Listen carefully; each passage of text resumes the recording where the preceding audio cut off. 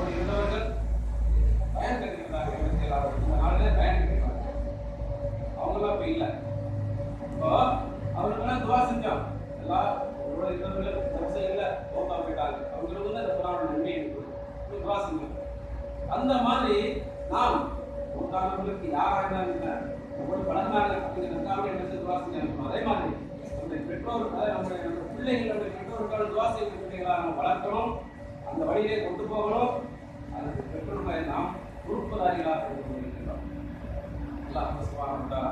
இந்த இரவு நமக்கு ஒரு நல்ல விதாயத்தை நேர்வழி எல்லாம் தரணும். நம்முடைய மனைவி, நம்முடைய மக்கள், நம்முடைய பிள்ளைகளுக்கு தரணும். அதற்காக நிறைய துவாக்கள் செய்கிறேன். ஏன் சொன்னா இது ஒத்தப்படையான இரவு. ஒத்தப்படையான இரவு அப்படின்னு சொன்னா ரமலானுடைய மாதத்திலே 10க்கு மேல 20க்கு மேலே ஒத்தப்படையான இரவு எல்லா நாட்களுமே சிறந்த நாட்கள். அதனால சிறந்த நாட்களை நாம் இரவு இருந்திருக்கிறோம்.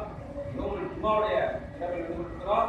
அதனால் அதிகமான துவாக்கள் செய்யுங்க, அதிகமான குர்ஆனை ஓதுங்க. குறிப்பாக